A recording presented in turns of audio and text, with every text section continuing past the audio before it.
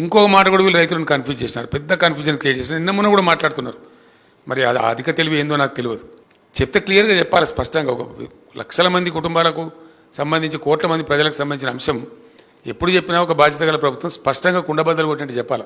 దాన్ని రైతు బంధు ఇచ్చే విధానాన్ని కూడా మారుస్తాం, మేము అదేదో పెడతామని కదా, దాని పేరేందో చెప్పేది, శాటిలైట్ ద్వారా జియో ట్యాగ్ మన ట్యాగ్ ఏదో పెట్టి దాంతో ఫోటోలు తీసి సాగు చేసినకే వేస్తాం.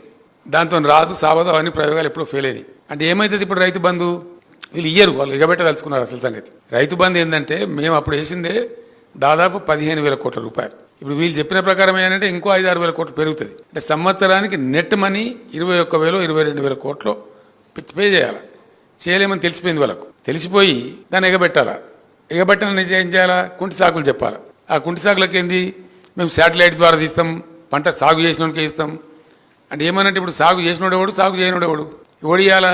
మళ్ళీ ఏ అగ్రికల్చర్ ఏఈఓనో బీఆర్ఓనో సర్టిఫికెట్ ఇవ్వాలి. సర్టిఫికెట్ ఇవ్వాలంటే వాడు లావు అంటాడు. గ్యారంటీ కదా, తప్పని తప్పదు కదా. ఇప్పుడు వ్యవసాయం చేయనుంది చేసినట్టు రాస్తారు, చేసినది చేయనట్టు రాస్తారు. వానికి ఇస్తే రాస్తాడు, లేకపోతే రాయడు. అంటే ఏమవుతుంది, రేపు రైతు బంధు అనేది ఒక అపాస్యం చేయాలని, దాన్ని ఫెయిల్యూర్ చేయాలని, ఫైనల్గా ఎగబెట్టాలనే ప్రయత్నంలో ప్రభుత్వం ఉన్నది అనే ఒక నిశ్చితాభిప్రాయానికి ప్రజలు వచ్చారు. ఇప్పుడు రైతులకు తెలిసిపోయింది ఏదో గోల్మాల్ గోవిందం ఉన్నది తప్ప ఇచ్చే పరిస్థితులు లేరు, వీళ్ళు ఇవ్వలేము అని చెప్పలేక ఇవన్నీ డ్రామాలు ఆడుతున్నారు అనే మాట కూడా రైతులకు అర్థమైపోయింది. ఆ ఆర్థిక భారాన్ని తప్పించుకోవడానికి ఇది ఒక నాటకము, వీళ్ళు చేస్తున్న నాటకం అని కూడా రైతులకు డౌట్ వచ్చింది. దగాపడ్డం, మోసపోయినాం, మంచిగా ఉన్న వాళ్ళం చెడిపోయినాం అనే మాట కూడా రైతులకు ఆగ్రహం తెప్పించింది.